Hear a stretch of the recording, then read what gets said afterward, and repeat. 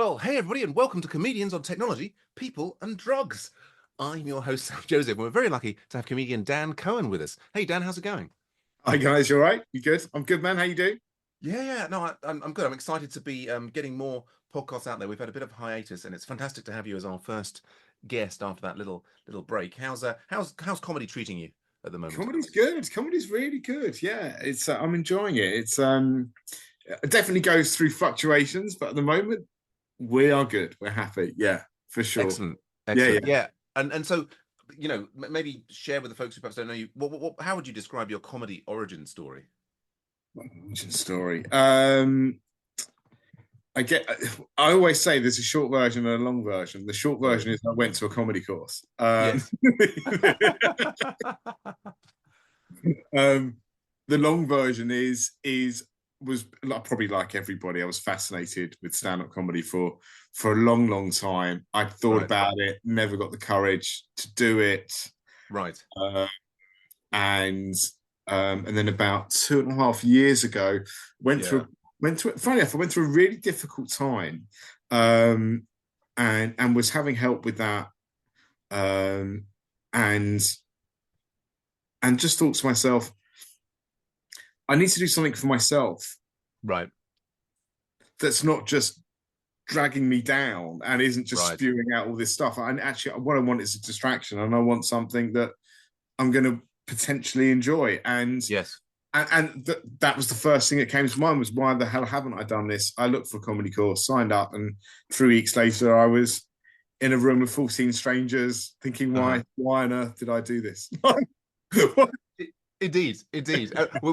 Fantastic. Which comedy course did you do? I did the comedy school in Okay. which is based sort of near Camden, around there. Very Oh yeah. good. Great. Yeah.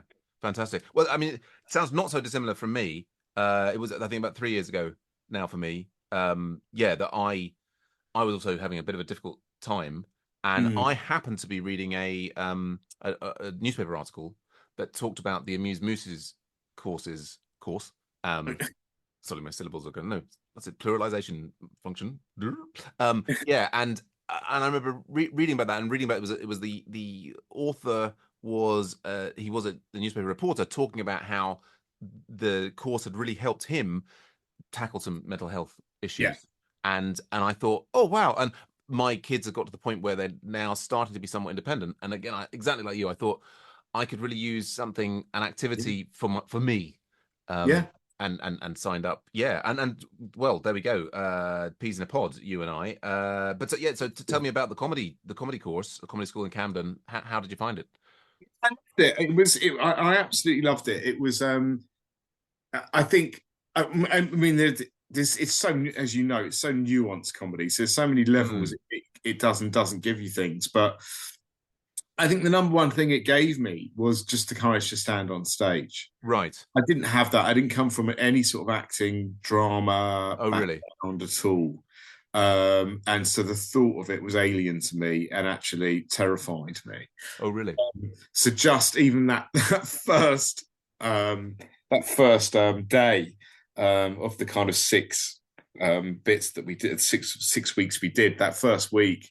Mm, It mm. just I just remember them saying at the very beginning of the course, we should, like, well, at the end of these 3 hours, you're all going to get to stand up on stage Mm, mm. and do 1 minute. And I remember just being terrified. Really? Yeah, no, genuinely terrified. Right, right. And I felt like that for probably every week when I went up. You know, Oh, really? it was such an alien experience for me. Um, and and so I mean, I mean, it got less and less, admittedly, but I mean, Right. Sure. because that's what it achieved. It took the edge off. It took the fear off. Right, right. Um, and I think without it, I wouldn't have just turned up at an open mic and gone on. I think No. I don't think I'd have had the capability to do that. I Sure. admire people that do. Mm, mm. And then aside from that, I think it gives you all the other things. It gives you the basic tenets of, this is how you write. This is Yep. what, what do you find funny? What's going on in your life that you can, Right. adjust, move around to dramatize and make amusing, and Yep. all of these things. So definitely helpful in so many aspects. But for me, it was that having to stand up, even in front of 14 people that Sure. were there to do the same thing. Were Yep. we were all only going to but encourage each other, and Yes. yet it was yeah, and so to get through that was the big part for me, I think.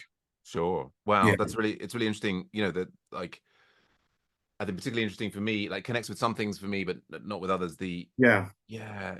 I mean, I think I remember, when I signed up for my course and I thought, oh, I'm doing myself stuff for myself.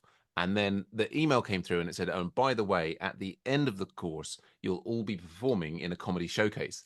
And I yeah, had this dropping feeling in my stomach of kind of, oh no, what have I signed up for? yeah, Um, yeah, yeah, which yeah, is yeah, yeah. which is strange, although because I have a bit of a background in theatre. I did a lot of that in university, and Okay, I'm quite an extrovert. Like in any group, there's the danger that I will be somehow performing to that group, and so there's yeah, like for me, I love that you even yourself refer to it as the danger. oh, I mean, it's an ongoing life struggle for me. It really is. It's oh, the work we have to do. No, it's and the straight. So I had tried stand up comedy sort of brazenly when I was in my early 20s when I was Right. doing. I mean, I did when I should have been doing my master's degree. I was in, I think it was 14 different plays during the course of I was obsessed with sort of theatre and performance. I mean, I think again, Yeah, just because I wanted people looking at me, and at the time I thought that stand-up comedians, they were making it they're making it up as they go along, and right. so um I was actually working in a bar, and I put on I sort of emceed a show, and I had a number of friends. This is in Edinburgh, who some of them were very funny and got up and made the audience laugh, and I specifically, well, I sort of felt, I was a bit nervous about this, but I thought I'd do the emceeing because that'll be easier, and I tried to tell a few jokes in the interims, and they just died completely, and I was like, that's so painful and unpleasant. I just thought, right, it's only special, super talented people that can actually do stand-up comedy, and Yeah, for me, the kind of desire to do it was still there in the background, and yeah, I sometimes thought like, oh, maybe one day I'll find an open mic, and but yeah, so it's now. I mean, it's sort of living a dream in some ways. I have to keep reminding myself, like how impossible yeah. this No, seemed absolutely. 3 years Yeah, ago, and how yeah, much fun it yeah, is yeah. now. Absolutely. I can concur with that completely.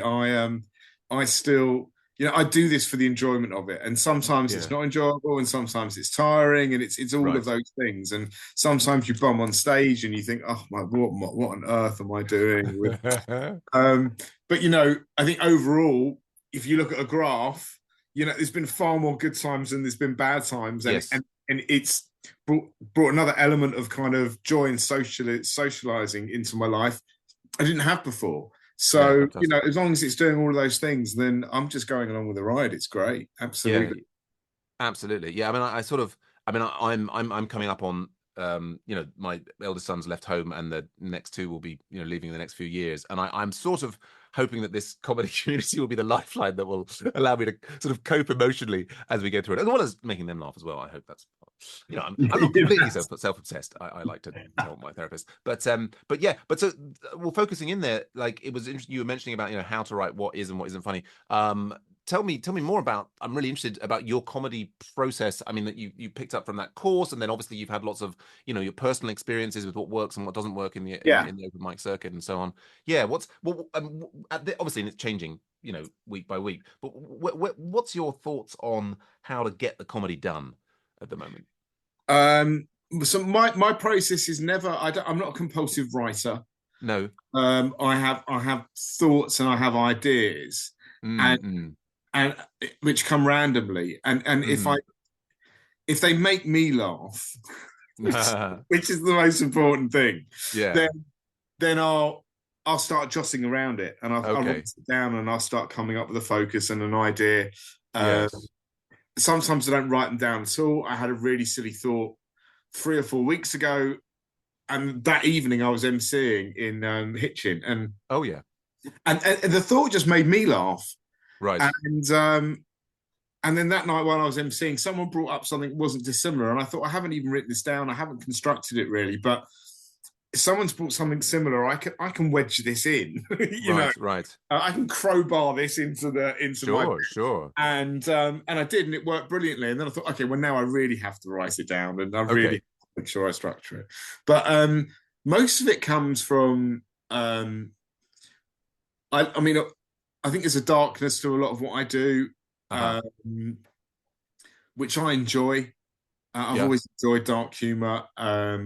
I think in recent years that's only got worse, which is, um, and I kind of I go between that and being really silly. I think I like really silly jokes, and I like Mm, really mm, dark mm. jokes, and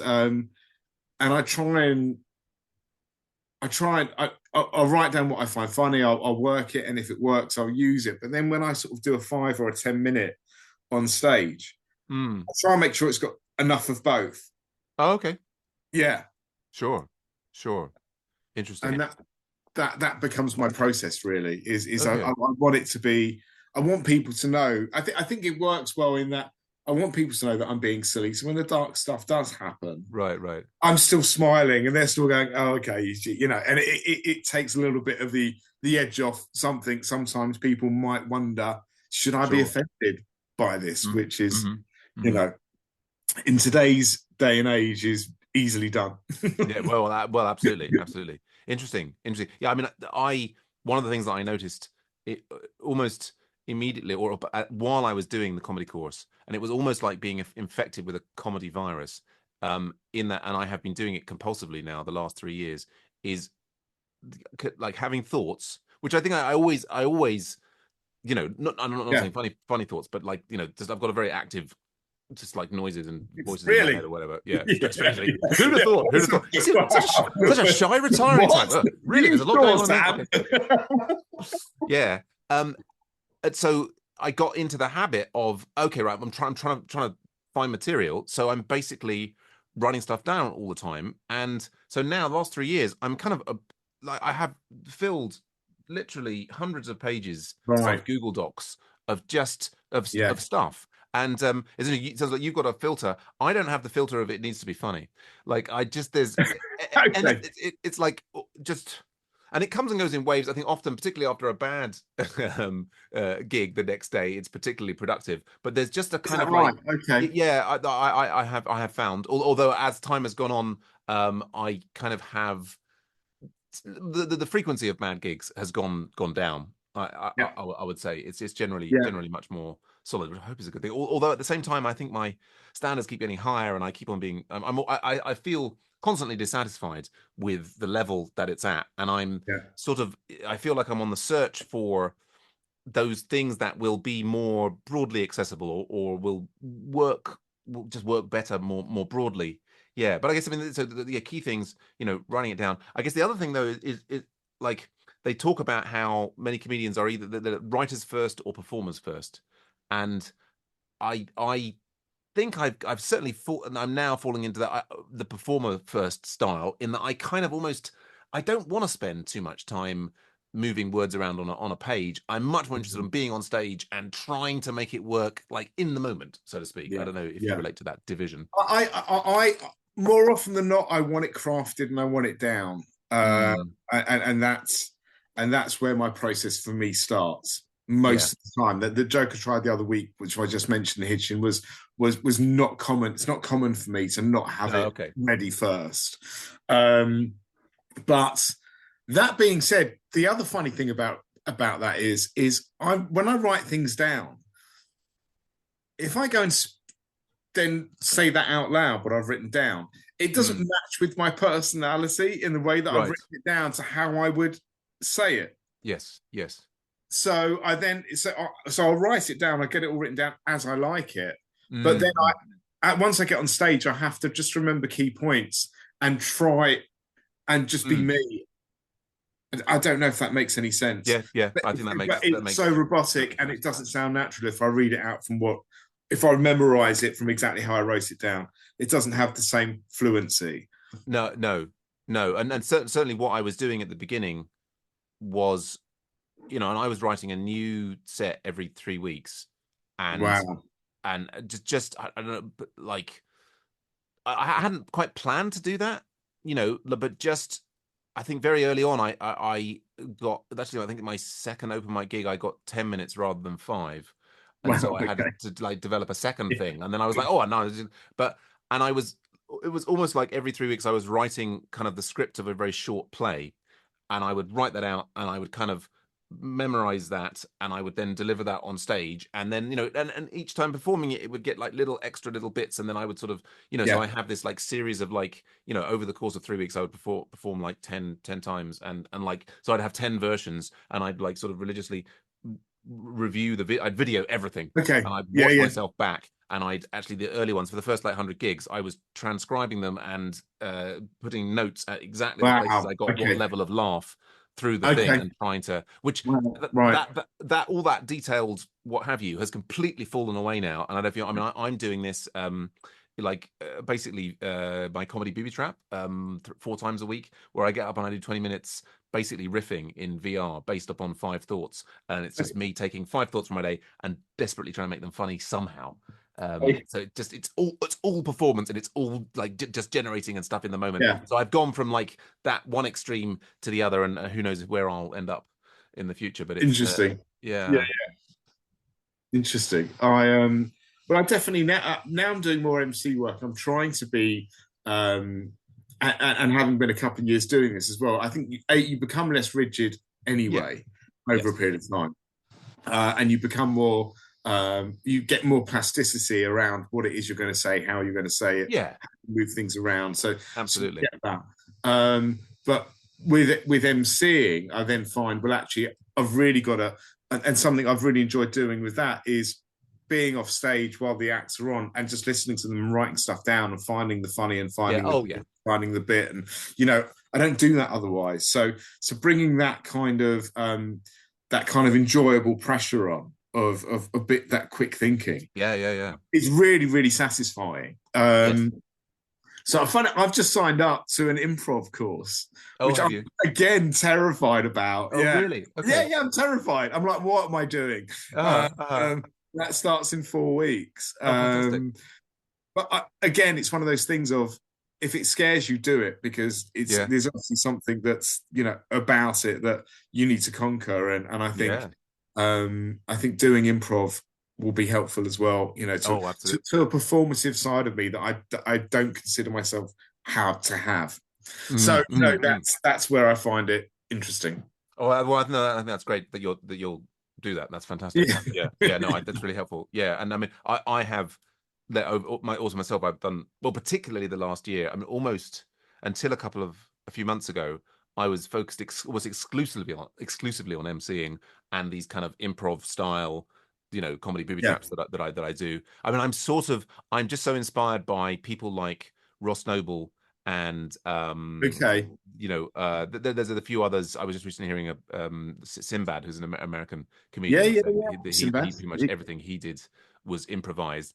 I think that there's sort of a comedy orthodoxy to a degree, which says you need to have this honed material that you get just so, and that like there's kind of like that there is a sort of process by which you can climb the comedy Yeah, ladder yeah, through that. But I think some people don't do it that way. And actually, what the beautiful thing about comedy is that there aren't quite so many rules, and you can find different ways to yeah. do things. Yeah. So I mean, if you've been speaking to me like 6 months ago, I've been saying like I'm never going to do another organized set again. I'm just going to be completely living in the moment. But then I started getting jealous of people with their kind of polished sets doing really Yeah, well. yeah, And yeah, yeah, I've yeah, started, yeah. I've started, I've, How dare they? how dare they? Oh, they're shattering my dreams. And yeah, so I've kind of started doing, more just like sets and, having them sort of structured. But then again, I'm in this sort of like every 2 weeks, I almost completely replace everything that's in them Yeah, partly because I'm turning over a lot of material in these comedy booby traps but I guess I'm sort of trying to pick I'm sort of now in the mood that like I want to kind of try and find some of those really solid. But one of the things that gets me though is I get so bored of saying the same thing over and over again. I don't know, or even hearing the same Of thing over and over course, again. yeah, most definitely. I think everybody does. I sometimes wonder if that's part of the test. Right. Do you know? Because once you, even when you're sick of saying something, if you can still go out and Hmm. be funny Hmm. and buy into it, Right. then I think you're crossing another barrier. Yeah, Yeah, that makes does that? sense. You know what I mean? It's like the 27th mile, isn't it? It's like finishing a marathon and going, right, somebody going to you, well, you've not finished till you do another mile. Right. Right. You know, Yeah. it's so I often sometimes think, because I've changed. I've got probably two really good, really what I consider good 5 minutes. And Hmm. I've got loads of other bits and pieces and jokes all over the place that I Yeah. Yeah. jump in and jump out and throw in and throw Hmm. out. Hmm. You know, um, and when I'm really bored of doing a particular five, I Yeah. always throw myself back to the other five. Um, Right. I don't always try and persevere through the pain, of just sticking with it, because I Sure. wonder if there's a benefit to it. Um, I Yeah. don't know, but It's an it's. interesting. I guess we're learning, aren't we? All the time, and I've certainly seen with my first five that I ever did. I've certainly seen. I certainly recognised that it came back and got better over a period of time. Yeah. Yeah, yeah, yeah, yeah. And I certainly, I think I particularly saw is that when I was, there was a 9 month period where I had a kind of like this is a really solid kind of five, maybe 10 that I was doing, and by doing it over and over again, I was finding, like it was growing in places, and had little branch points, and I'd prune them back, and so on. There's definitely something that came out of that process of like Yeah, repeating it and repeating it, but at the same time there's something that makes me want to scream if I mean part of the reason for starting my own night is yeah, like which has now been running for Sunset Comedy, which of course you performed at, and it's yeah, been running for it's like a year and a half now, is by running my own night I can select the acts, and so the acts that I find difficult to listen to I don't invite, and also the frequency of repetition, because I find one of the challenges going around the open mic circuit in London. I mean, it sounds like you get a bit further abroad, further afield. Is that going, going to a night, and some of them have got like 20 acts on, many of whom you will have heard the previous night or two nights before, and hearing their sets again and again just yeah. drives me absolutely Does it? spare. Yeah, yeah, I think I have a particularly low tolerance for that. But like to flip back onto you, yeah, I mean, it sounds like you get pretty far afield in the UK. yeah. I do. I try to. I really like gigging outside London. I really try and do Yeah, that when I can. It's a different sort of audience. It's a yeah, different, the different acts on the stage. Um, so the ones, as you said, that you're used to seeing. So I really enjoy it. So I've done quite a few all over the place, really, oh and great, I continue to look out for them wherever I can. yeah, yeah, Yeah, yeah. it's particularly as actually, if I've got no plans on the weekend, then and there's one available on a Friday or Saturday night, I'll go to that place and spend a weekend in and Yeah, around the area. And wonderful, yeah. So yeah, it's wonderful. quite a nice excuse in that regard as well. Absolutely. Yeah, yeah. Well, I'm sort of looking forward to doing that more. Like I sort of feel like I need to spend more time at home with my kids. The younger ones will be leaving home a couple of years, and then I'm hoping I'll still be of sound mind and body to get out and do more of that and do more traveling, because it is a bit of a weird pressure cooker in London, isn't it? Yeah, yeah, Yeah. yeah, It's indeed. very it's different, and it's a lot more fun. And you get really different types of audiences, which really helps you sharpen up, Yeah, your own set and your own jokes. So it's indeed. good. Indeed. Although, I mean, on that, I sort of feel for me, the holy grail is to be in a space where you're not on what's the word, rails. Like I'm starting to get into a place now, and this apart from doing the MCs, and also I mean I've sort of started compiling like a bit of a database of all of my jokes, is like I want to be in that space where I've got, you know, jokes on such a range of subjects that I can kind of remember and sort of pull out of the air, that basically I can be there and I can just be sort of like responding to what's in the room and riffing, and then somebody mentions, you know, something like dick pics, for example, and then I've got a bit on that, which I can Yeah, go into, you know, yeah, and it's I've got, and it's not a question of me having, oh, for that night I've got my 5 minutes that I've got, you know, and I will say these six things and maybe there'll be one like sort of improvised bit, but yeah, it's just to be in that, and we were talking about before, we were talking about Pete Holmes, whose podcast I greatly admire, and who's also style. I think he's also, and similarly for Stuart Goldsmith, I think while they've done, you know, years in the trenches honing sets to get them just so and their own yeah. shows and so on, whatever. I think they, what I hear when I listen to their podcasts is them aspiring to being in that state, sort of the Ross Noble state, where you can just kind of float around. It's yeah, and I think that's the I think I think there are, as we know, there are levels to this game, and I, you know, I see it all the time. Mm, You know, and you know, I was in a room not long ago where everybody bombed, and everybody yeah, blamed the audience, which we've all seen and we've all done it, and it's yeah, fine. But you know, then somebody else walks in, and they were a few years further along than us, yeah, and they destroyed the room. They yeah, absolutely destroyed the room. The crowd were laughing. Everybody was lapping it up, yeah, and you realise, you know that there's these stages and these yeah, doors that you have to go through, yeah, and you don't always know when you pass through them either. You're not quite aware. You yeah, know, yeah, it's just a absolutely. period of time. But to be what you're describing, which is just to be that fluid and that relaxed, I think is everybody's, you know, aspiration, really, isn't it? Yeah. I mean, I'm not sure how many of us or how many people get there.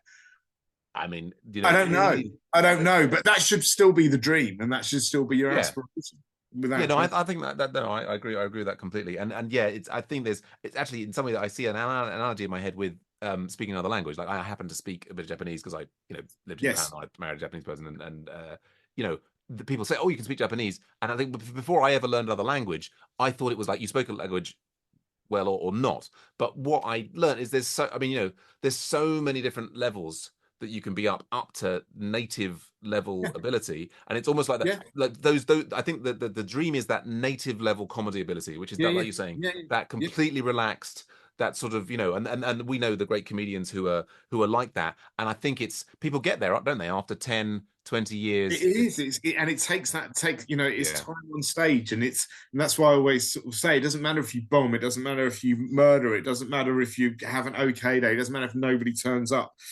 Ultimately, it's time on stage, right, isn't yeah, it? You know, it is, oh and you know, there's very few, and there are a few, but there's very few that do it for 2, 3 years and are suddenly on TV or a household name. oh no, no, it's very They are very, very slim rare. Yeah, pickings, you know. They're your Eddie Murphys, and you know, they are yeah, the legends. You know, that's who yeah, they yeah, are. yeah, You know, yeah, yeah, apart from that, and good on them. you're going to be 10, 15, 20 years doing this stuff to get Yeah, to that right. level. And I think the key thing is got to be is enjoying the process. You know, Yeah, and like I think that's what happens to a lot of people is that they're doing it, and maybe if they were in it just for a quick fame or what have you, or they've got like something, some other better fun thing going on. yeah. Yeah, I mean, I think, yeah, I mean that's the funny thing is I don't know about you, I often find I'm doing it, and particularly for live gigs, I sometimes find myself a kind of a bit of an irascible state in the run up to it, but then I feel so good afterwards that it's Always, sort yeah. of, it keeps on making me book and do more. It's 100%. I still get nervous before gigs. Um, and I'm okay with that, yeah, because I think it's important. I think you should have it. I think it yeah. definitely sharpens the senses. You need to be That, on your that toes, on don't the you? few occasions where I've been really relaxed before a gig, it's not been a great gig, if I'm Okay, honest. yeah, You no, know, fair enough. um, and I often talk about this with a few other communities, because we will have it from time to time, and you have that evening where you just absolutely murder, you destroy the room, everything hits, everything works, Hmm. everybody's lapping it up, and you walk away, and you could be walking on clouds. You feel like a god, basically. Yeah, it's just it's an extraordinary feeling, and you Yeah, go home definitely. and you cannot sleep, and the whole journey home, you've been working back that set in your head. You've been working back what you said and how you said it in your Yeah, head. When you get home, you think, "Please God, I hope I recorded that one because I yeah, want yeah. to pass that over." The adrenaline from, I mean, it's just the most extraordinary feeling, and there's It's great. not many things that give you that. There's No, not, no, no, no, no. and that's what you keep coming back for. Absolutely, absolutely. You know, Well, you know, fun, I mean, I think you've hit the nail on the head, uh, and that gives. I think I'm going to use that to segue into some of the, the topics that we cover in the podcast, yeah, yeah. particularly, for example, like technology. Um, obviously we're doing this over Zoom. I mean, things are very different to how they were, let's say, in the 80s or whatever, or like, I mean, in the 90s when I first had a little stab at, and failed at the first hurdle, shall we say. Yeah, I like, is technology, I mean, tell me, is technology affecting the way you do your comedy, affecting your life much, or maybe not so much? I don't know. Maybe you work in a Right farm. now, I don't no, know. it's not. No, right No, now, it's not. No, I'm not. Um, I enjoy it because to me, it's about the stage time. sure. That's really for me, without sounding too much like a wank. Like that's the craft for me. You know what I mean? Sure. Yeah, yeah. That's what I really. And so I think technology is really important, and I think some people are using it incredibly well. Mm. I've literally got an Instagram account which is DC Does Comedy.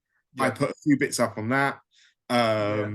but I don't do enough. I mean, I know you do a lot of VR stuff, Yeah. which is fascinating, but I don't use it. I No, don't no, no. really, I don't. It's that was the one. I know you said that there are four things here, on Oh, your yeah. notes to me. And you said these are the four subjects. And I went, well, I've got 3 out of 4. Yeah. Okay, Yeah, that's right, right. fine. And I think you wrote back and went, we can work on the comedy. Yeah, Yeah.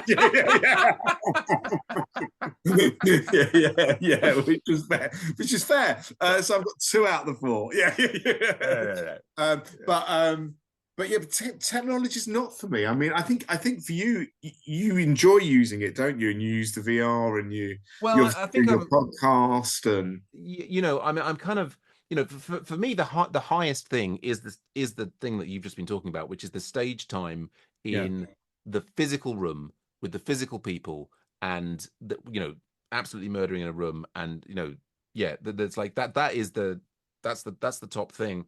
I think from the very beginning, I have always been trying to see if I can use technology to kind of get a step ahead. I mean, you probably didn't know me, and initially when my first, what was it actually, the first?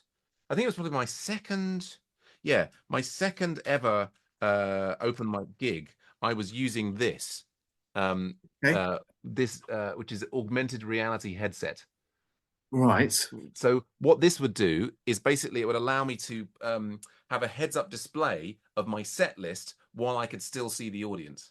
So it would have right, I'd have the set list kind of floating in front of me, and like for about and I was basically trying to use the technology to cheat to not have to remember the stuff yeah, that was that I was yeah, doing. And I mean that I don't know. I mean it was the virtual reality thing that I'm doing. It's not so much that I desperately want to be doing virtual reality gigs in contrast to real gigs, but the reality is, wanting to be at home with my 15-year-olds and try and help them yeah, focus on their GCSEs and what have you, is I can basically be gigging every night by using virtual reality and get a sort of pseudo stage time, yeah, yeah, and not have to travel, an hour back and forth yeah. across London and this, that, and the other. So it's sort of, I'm fascinated in the ways in which the technology can kind of help me sort of cheat. I mean, you and I think no one would be surprised. I think we've come to this game a bit later than some Yeah, of yeah, the yeah, yeah, younger yeah, folks, yeah, yeah. haven't we?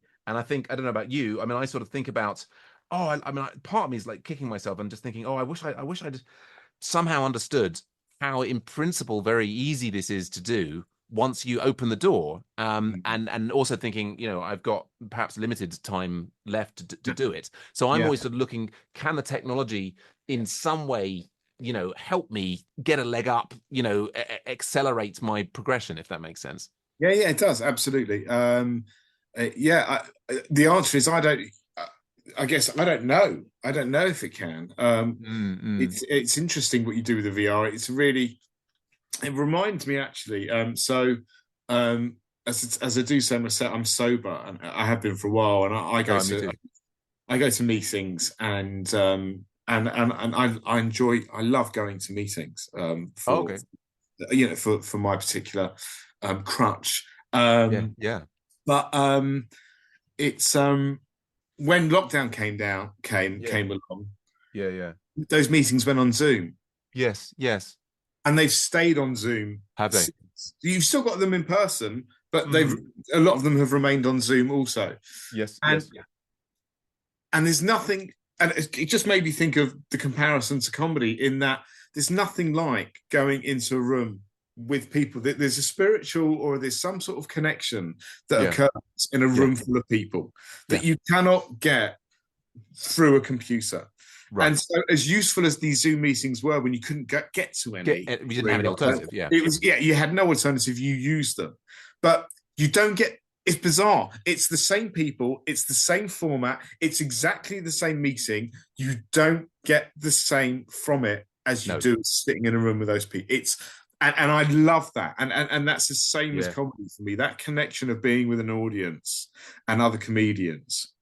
yeah. Um, there's nothing quite like it when When it goes, you're having yeah, a good night or a bad night. yeah, It's yeah, I actually when I have a bad night and I've got comedian friends that are there, yeah, it's hilarious to me because they will, if we're good enough friends, we will start yeah, digging each other out, and that's yeah, yeah, yeah, fine. So, but yeah, so it just made me think of that. It's yeah. just it's interesting, but it's a great way for you. It's in this. It's a necessity in the fact that you do, as you said, you want to be home with your kids, Right. and you want to help them, and you get to gig. So Yeah, you do get to keep that. And we said earlier, there's nothing more important than stage time, and in a yeah. way, it really is. So yeah, Yeah, absolutely. no, absolutely. Well, and it's interesting what you say, yeah, about the well, I'm also off the alcohol since I basically well, I think my first three open mic gigs, I got so horrendously drunk afterwards. I thought if I carry on doing this comedy, I am going to die.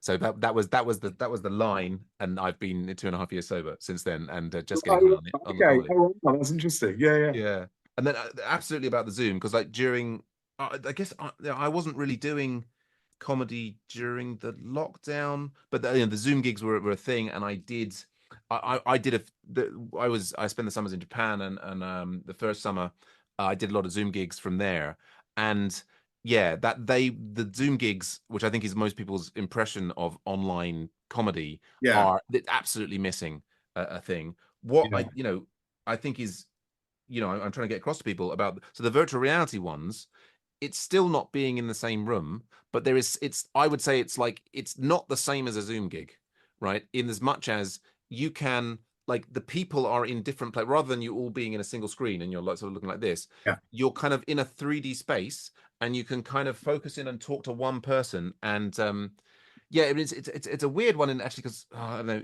but I had a gig. I did a gig last night, which is my Saturday night late, 20 minutes, and what jokes worked and some jokes didn't, or whatever.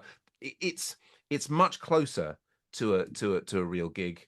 So it's do give it a you might be interested to give it a try Well, sometime. can I ask you some questions? Sure. I'm interested in the process of it. So you're there's a physical element to your comedy.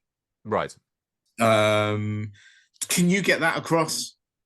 Well, I think to a degree, because what's happening with the virtual reality headsets is I've Yeah. got the headset on and then I'm holding these two controllers and I basically have an avatar that looks a bit like So me it will move and it your will hand. move. So like last night I was doing an analogy between bowling and comedy. And I was saying often you're going for the strike, aren't you? You're going for the strike. And I was doing Yeah. the hand motion like this Right. and going for the thing and you go for the strike. And then the ball's going straight down the center. And then it kind of like veers off and it just takes out one pin at the side. And that's Yeah, the yeah, one yeah. guy who's laughing in the corner. And no, I wanted to get the whole room. I wanted to get the whole Yeah, room. yeah, yeah, And yeah, yeah, yeah, also, I've yeah. got the MetaQuest Pro, and what it does is it has cameras pointing at my face, and it maps my facial movements and expression Okay. onto this avatar. I mean, at least with Zoom, Interesting. in principle, you're seeing everybody's kind of 2D expression, but Yeah, yeah, yeah. there's sort of like it's like I'm sort of it's like a sort of weird kind of puppetry. I've got, a Yeah. digital puppet that is, like me and moving in the thing. And I can't, like what was interesting actually last night was like two jokes that both worked pretty well in different places. One of them and I actually managed to have get like about 12, no, I was managed for the duration of the 20-minute set to keep about 12 people focused on me. And that's one of the things that's really difficult in virtual reality, because people, rather than them being in a comedy club where they're, or, bar, Right. They can jump pub, in what there. have you, but there's a social embarrassment of like getting up and walking away, right? That people wouldn't do when there's a performance on Yeah. stage, or very rarely do. In Yeah. VR, no one gives a fuck. They're, Gone. they're just it's gone. They just press a button. They've gone out of existence. Yeah. They'll start a conversation with their mate in a way that they wouldn't do in a real place. But last night, uncharacteristically, I was managing to hold about 12 people together, and then this one joke that's worked really well before just didn't get anything at all. I was like, "Is this on?" And but and in the past I would have been like, "Oh," but no, these days just carry on.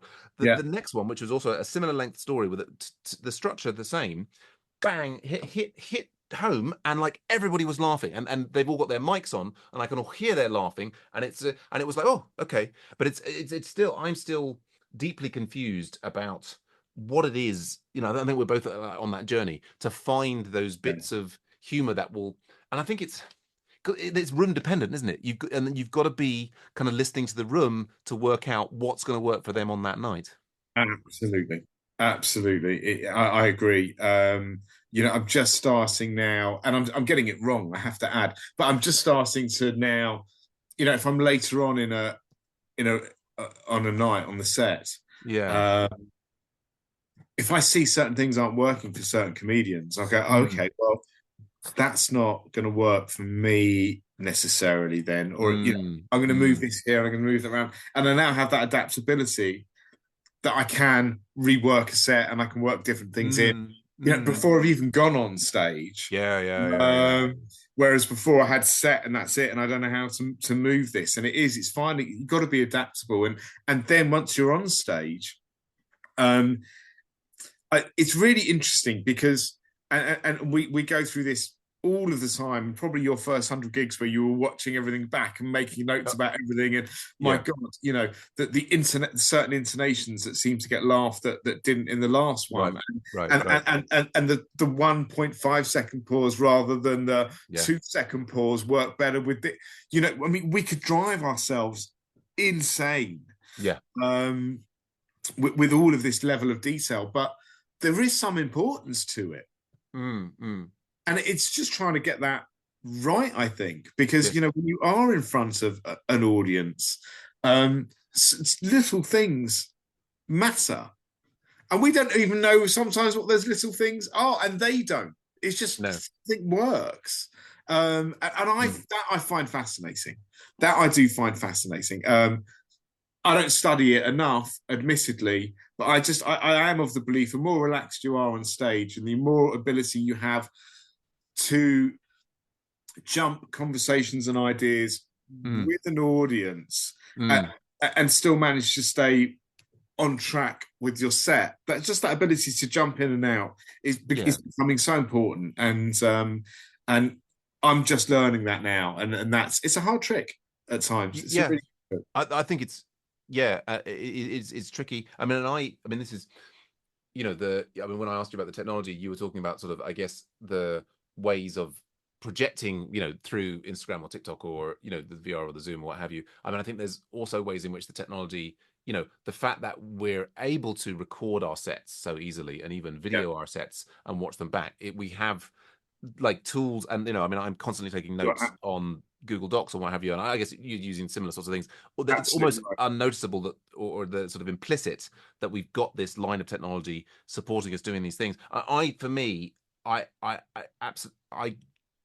absolutely love watching myself back. I mean, don't get me wrong. I mean, I do love the sound of my own voice, and I am very self obsessed. But there's something, I mean, I do want to get better at comedy. But I often I do this on stage in Sunset sometimes, where I just say, mate, I'm going to enjoy this so much better when I watch it back. It's like, for me, the process of, I don't know. I mean, even when I first I think I'm a bit like a chimpanzee with a mirror. You know, it's kind of like it's not that I think I'm particularly good looking, or obviously I am. You know, I'm a hot number, but it's not. There's something about. I mean, like for example, now talking to you now, like I've had to minimize the window of the picture of myself because otherwise I would spend the whole time kind of being distracted by it. Look, that guy looks like me. He's moved his hand. There's something about it. But so I do religiously watch everything back, and that's the worst night with my recording has failed. But so I find it hard to watch myself. I do watch do myself. you? I don't enjoy it always. No, I don't.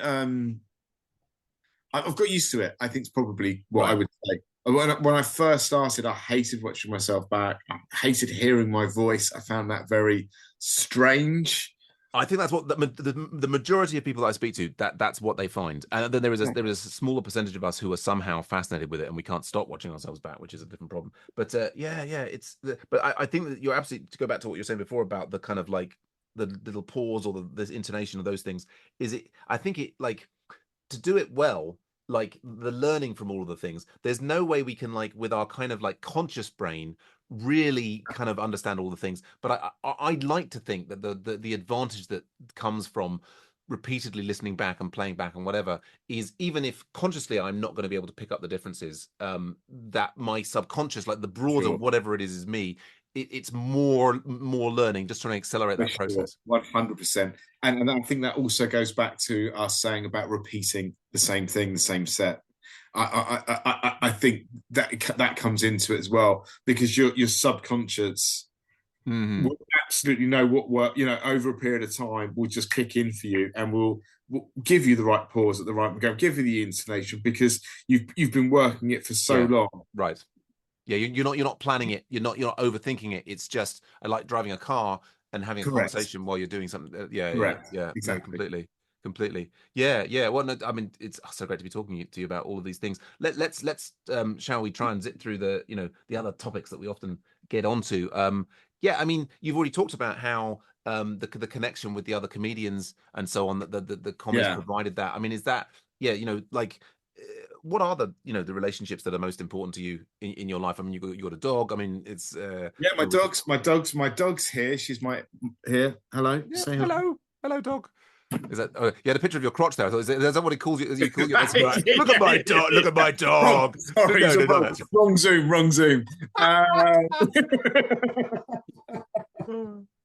Um, yeah, I mean, she's ever present for me. I mean, bizarrely, I mean, it's yeah, I mean, as you know, I lost my wife a few years ago, yeah, um, which um, which is your whole social life really does change as a result of that, right. and Yeah, it's and not intentionally, but you sort of can't help it because couples still go out with couples.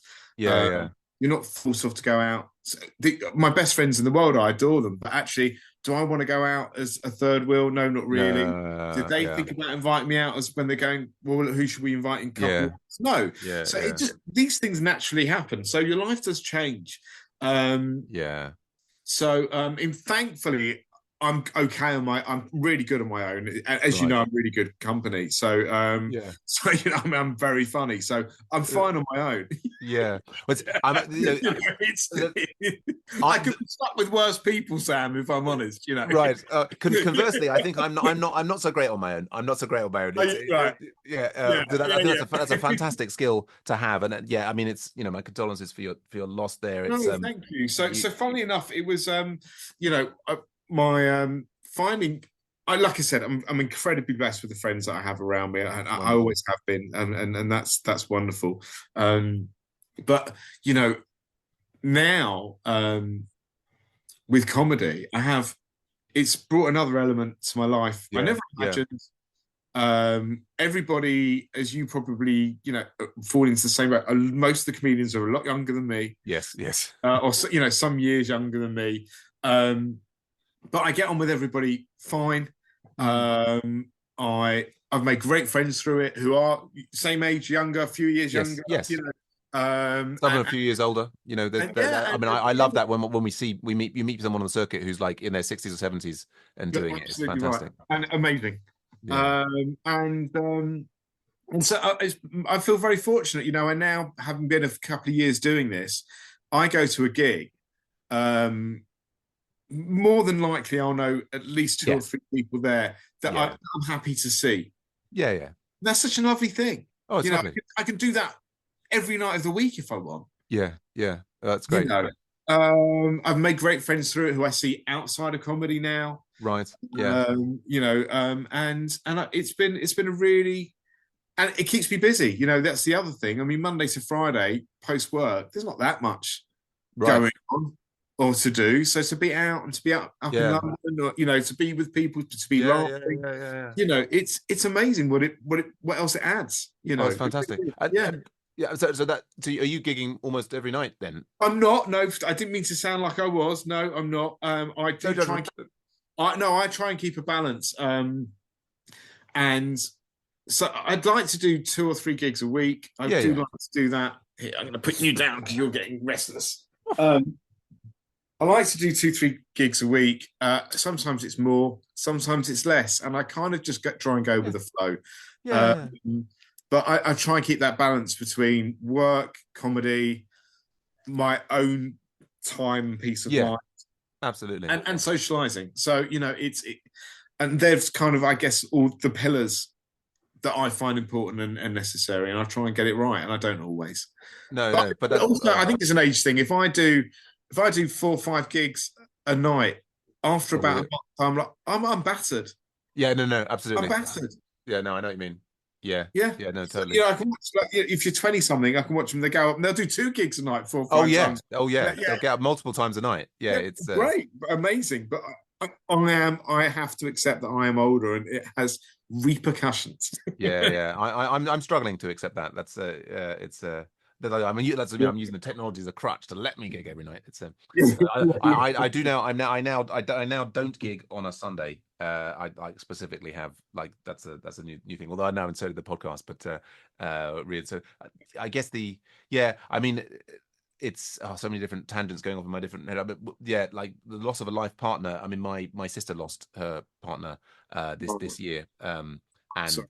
yeah, it's before their time, and I think that can be one of the most challenging things, and it's yeah, but and she's really struggling. I mean she's doing amazingly well, I think, under the circumstances. She's got two teenage daughters. It's just it's very tricky, but yeah, it sounds like. I mean, obviously, that was a very traumatic thing that you went through, and Yeah. I guess was starting the comedy was sort of part of that, like managing the process.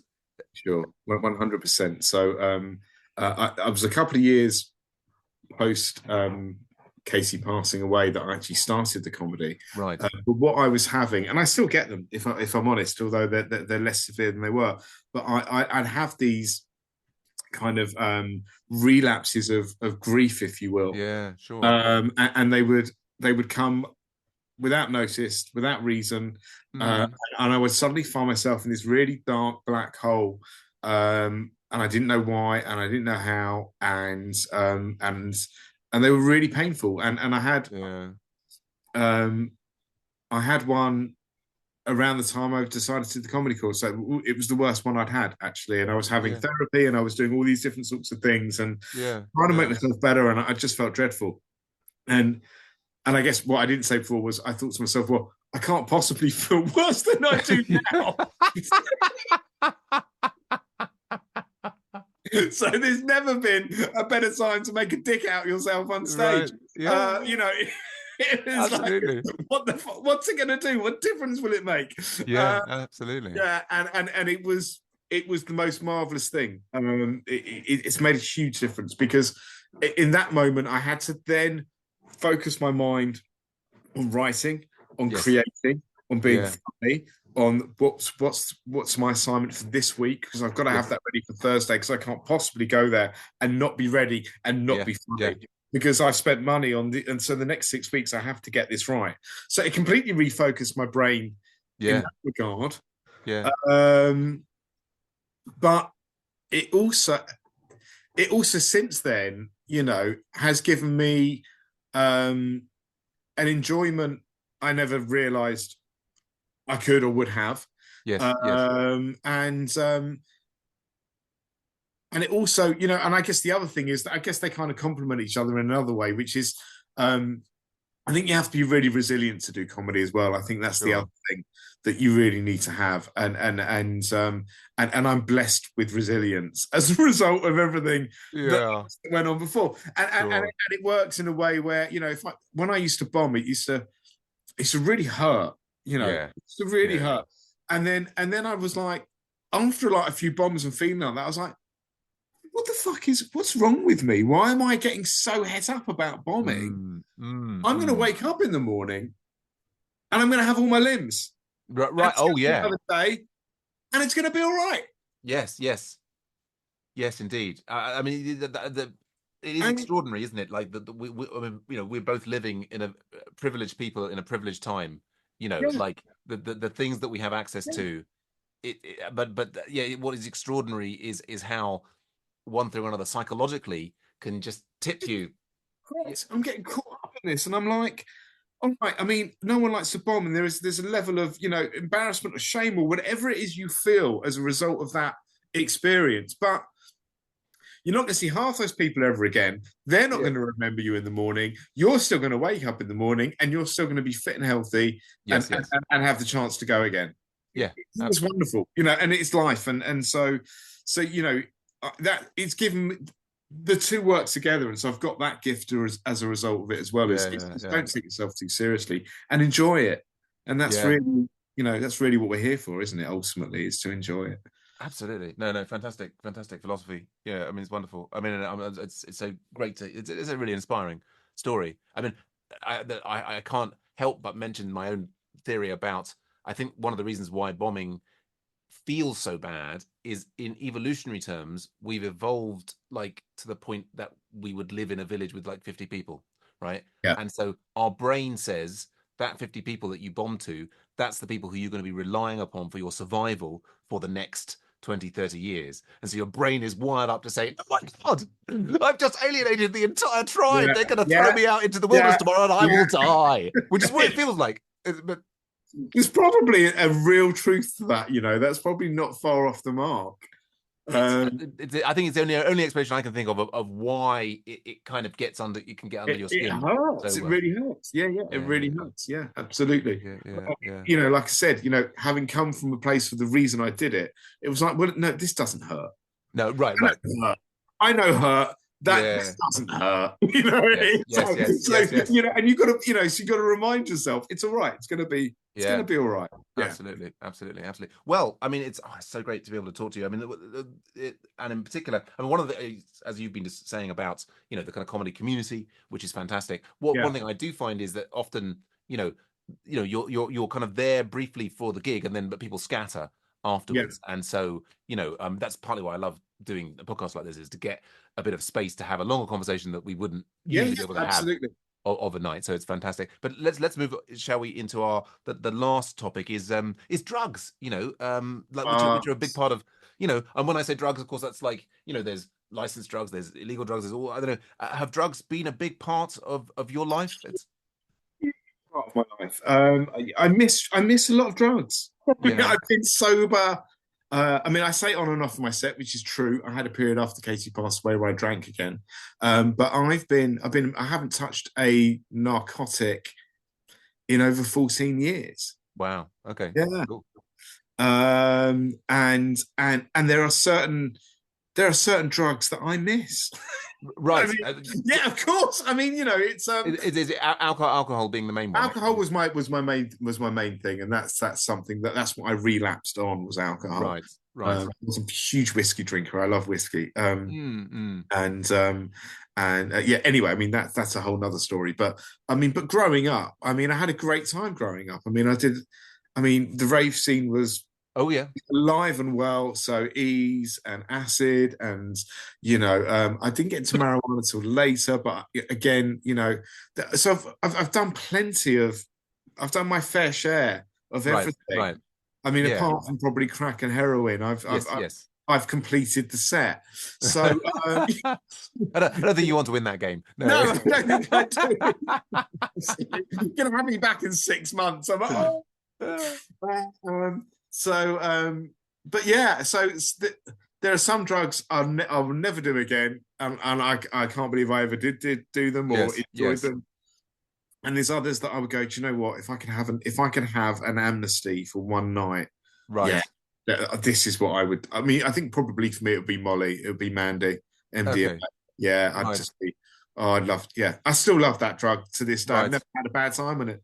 Oh, right, right. Yeah. Yeah, So yeah, yeah, yeah, you yeah. know, No, I mean, and so, and I guess, uh, yeah. I mean, you've had good times. Have they, in some ways, affected the creative process? I mean, that's what in a lot of other podcasts people talk about. I mean, and my co-host Joe is all about ayahuasca and about this unpicking of the. I mean, and there are lots of drugs that. I mean, MDMA seems is all about having a good time, but then there's yeah, other yeah, yeah, drugs that people talk about mushrooms and things that about for unleashing yeah, creativity or kind of getting unpicking difficult things in your mind. And of course, there's a huge pharmaceutical industry that's selling these SSRIs and all these things for depression and this that and the other. I mean, the apart from the good times, have the drugs have they helped with creativity? Have they helped you get through difficult times? Is it, what other? yeah. No, I mean, drugs have not helped me get through difficult times. I mean, when I went, I think ultimately, for me, it's just my story. Drugs just cover the problem. Right. Yeah. That's all they do. I mean, I can't speak for everyone. That's just me. Sure. Sure. Um, they don't help me. They don't medicinally in any way. Mm, mm. They just delay the inevitable trauma, Right. Right. whatever it is you're covering it up, whatever it is you're trying to hide. Yes. Yes. It always comes up, and that's been my life experience. But in ter- and in ter- I certainly see the benefits on a medicinal basis of people looking at. I know that mushrooms are having the most extraordinary results, I believe. Mm. With depression, with PTSD, and with things like that, aren't they? In early I think there's research going on. I mean, we always say on the podcast, I mean, I think the key thing is not to be randomly taking drugs because you think they'll help you with depression. I think that the key thing is to be getting, medical advice from a medical Absolutely, professional about these things. But yeah, yeah, I mean, I think there's, we have an interesting sort of this strange division in society between the good drugs and the bad drugs, right? yeah, And it's like, oh no, there's these illegal drugs which are these things which can be used in these ways, and then there are these right, okay, a doctor can prescribe these things, and it's we've yeah, got like yeah, a yeah, huge proportion of the population are on other kinds of pharmaceuticals, and it's like the division is somewhat based upon historically what yeah. happened to be on one, and Yeah, no, absolutely, alcohol and absolutely, tobacco and coffee are incredibly powerful drugs with huge impacts, but yet they are absolutely. also kind of they are somehow in the good category and not controlled in the way that some others are. So it's a very strange world in which we live. It is. It's always been that way. I mean, I guess that's capitalism for you. And if you're not controlling it, and you don't earn from it, then it's illegal. But then, Mm. I think probably alcohol and tobacco have been around for so long and have been Yeah. part of society accepted for so long. It's very hard to reverse that and go, these are now illegal. And yet Well, prohibition tried in the States and indeed. failed miserably. So I think at some point it's more of, well, we may as well get on board and learn from this because we're not going to stop it. Oh yeah. I mean, I think that's it's like first mover advantage. I mean, alcohol's been in there like helping the human race procreate since the Egyptians and before. So it's like Yeah, yeah, it's a.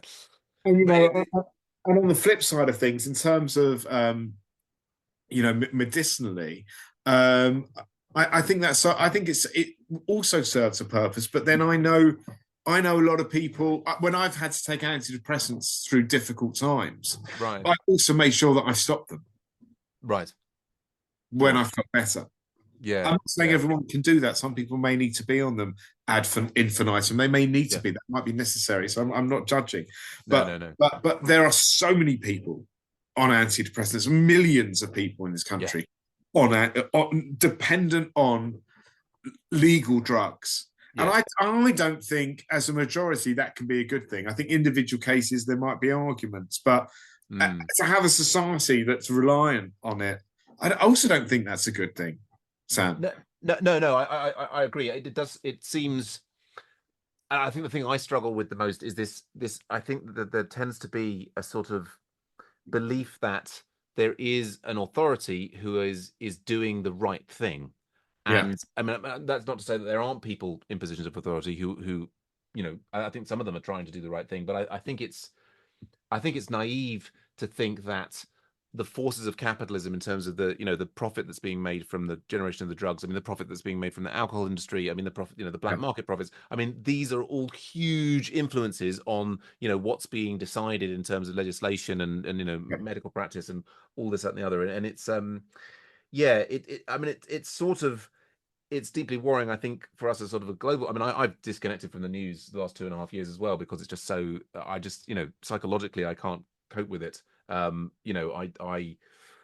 focus on trying to do the good that I can in my sphere, and I just can't take the unending negative news that's focused on this. There's so many. I mean, just a little side story. I mean, we should wrap up soon, but so because my poor brother-in-law, who passed away this year, wonderful guy. I mean, he saved a guy's life one time. Like, he was a personal trainer.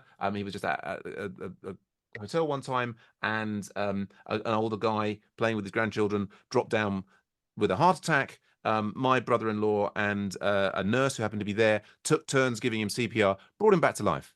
No. Beautiful thing that happened. Did that get into the news? Did that get covered? No. Yeah. No, there's some sort of strange thing where we are, and again, I think it goes back to this evolutionary thing, right? If somebody died in the village, right, that would be the news that everybody would be talking about, because have they eaten the wrong plant? Have they got poisoned, right? But if it's Yeah. like, if somebody's like been lucky and found something or helped, that's kind of like not quite so important. Great. Oh, he's a nice guy. Fantastic. But let's focus on what John died of, what plant he ate, so that the rest of us won't die. So I think we're still burdened by this kind of like the evolutionary baggage. And as a society, we're kind of like focusing hugely on the negative things that are happening, and we're using all sorts of, Yeah. both legal, illegal, different kinds of drugs, both medically prescribed and not, to sort of keep us kind of going. And I think everybody should be doing stand-up comedy, really. That's because that's my job. Really, I think it should be government mandated regular stand-up comedy for everybody across the board is the only way to deal with this drug tsunami. No, Sam, you're wrong. What everybody should be mandated to come and see us do comedy. Well, Yeah. now that's clarity of thought. I've got it all wrong, haven't I? That's right. Yes, they should be required to be our audiences. That may cause another wave of depression in my case, but yeah, Yeah, it does. It's the right sort of depression, I think. I think it works. They've got to help middle-aged men with their creative processes. Yeah, Clearly, these exactly. are the highest goals. Yeah. Otherwise, I'm just going to spend my night showing my dog to people on Zoom. Yeah. So yeah.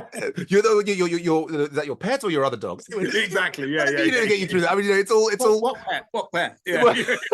I didn't see a dog, but Oh, I tell you, we must wrap up. I'll just mention though. I mean, the other thing is through VR is I'm meeting these whole communities through the virtual reality, and some people are like strangely addicted to the communities that they're forming in this virtual reality, and they're having love and romances and breakups and like feuds and all sorts of crazy things going on. But then also people are like meeting all these people from these places that I wouldn't normally meet, like further north in this country, and then from all over the states. And they're people like using teledildonics as well, so that basically they're connecting the avatars up to these sort of like vibrators and flashlights, and just mate, it's all going on. I'll tell you, it's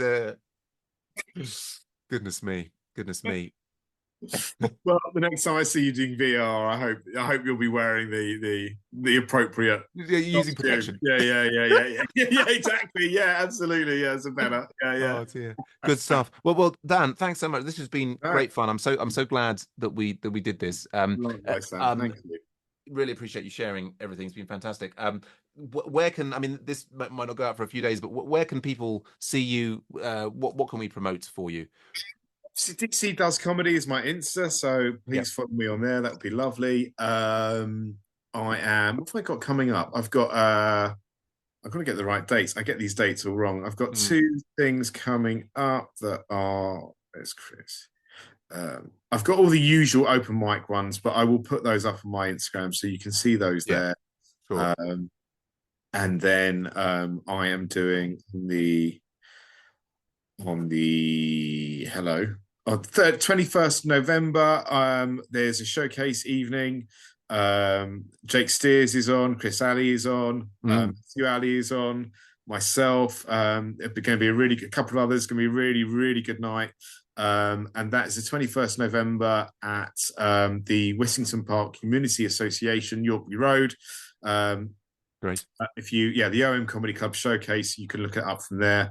And on the 8th of November, I'm in Stevenage for a charity evening, which is helping local people there. Great. I think let me just check the name of that for you. But tickets No, are selling very fast for that one, I've been told. right, It's called right. Our Mutual Friend. It's Friday the 8th of November in Stevenage. They're Fantastic. the two big ones going on. So, That's great. That's great. We'll get all of those in the show notes as well. Yeah, and I mean, like maybe just do my own things. I've got my third 45-minute comedy special in VR coming up tomorrow. This time in the Soapstone Club, where it's got to be clean PG. So I'm going to be doing a complete clean 45 minutes for the first time ever. Bit of a challenge. yeah. And yeah, then I've got some other things going on. I've got the Fortnite Club, which is new material for it's been going for it's the oldest running new material night, is restarting. I'm helping them with that. That's in central London in the Coach House just down the road from the Comedy Store. That's in Piccadilly. That's October the 15th. And yeah, I mean it's all go onwards and upwards. But it just remains for me to thank you, Dan Cohen. I hope we'll see you again before too long. Yeah, and just to the listeners, remember you can help support the show by going to patreon.com/comedians on, where any level of support will get you access to our Slack community for text chat with us and the gets, if we can get any more of the gets in the Slack community. Maybe we'll move to Facebook. I don't know. Slack isn't be that popular. Higher levels can get you access to bonus features. And I'll let you discover it all, and we'll see you all again soon. Bye for now. Dan, thanks for having me. Thanks so much.